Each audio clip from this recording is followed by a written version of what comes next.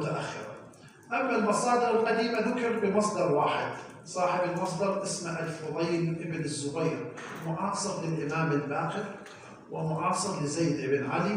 عنده كتاب اسم الكتاب تسمية من قتل، أما ذاك ما يقال من استشهد، تسمية من قتل من تسمية من قتل مع الحسين. هذا المصدر القديم يذكر لنا اسم الهفهاف ابن المهند الراسبي.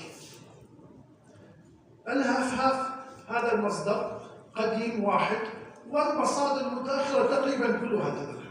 الهفهاف ابن المهند الراسبي هو راسب، هذا بطن من بطون الأزد. هذا يقولون أنه التحق ليس رأسا من البصرة إلى العراق، ولكن وصل وكان الإمام الحسين قد استشهد، ومع هذا مع أنه استشهد كان ممكن يلتف ويرجع، ولكن قاتل وحده قاتل هذه الجموع وقتل. إذا صدق هذه يعني قصة الهفهاف، الهفهاف معناه الرجل النحيف الخفيف. معنى الهفهاف إلى اليوم بالاستعمالات الشعبية احنا نستعمل هذا الشيء مقارب، الرجل النحيف الخفيف هو الهفهاف. لكن إذا ثبت تاريخيا قصة الهفهاف فتكون أول شهيد بصري وآخر شهيد من؟ بصري. هذا مجمل عن أحداث البصرة التي حبينا أن نركز أنها كانت في صميم الأحداث ولم تكن على هامش الأحداث. والسلام على الحسين وعلى علي بن الحسين وعلى أولاد الحسين وعلى أصحاب الحسين الذين بذلوا مهجهم دون الحسين. وصدق من قال: وتنادبت للذب عنه عصبته، وتنادبت للذب عنه عصبة، ورثوا المعالي أشوبا وشبابا.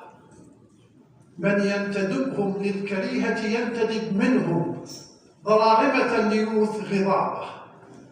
خفوا لداعي الحرب حين دعاهم، ورسوا بهضبة كربلاء، ورسوا بعرصة كربلاء هضابا.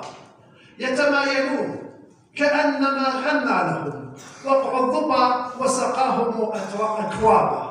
وجدوا الردى من دون آل محمد عذبا، وبعدهم الحياة عذابا. وآخر دعوانا أن الحمد لله رب العالمين.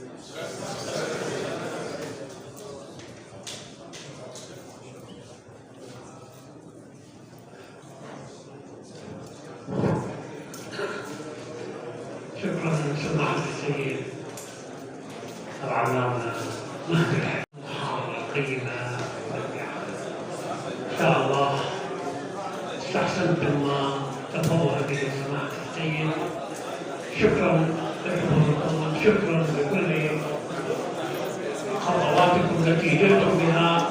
شكرا للأخوة المصورين، الفضائيات، المصورين، الأستاذ المعلم، السيد المعلم الذين بذلوا الكثير من 5 أيام وهم يلقون هذه الأمانة الطيبة.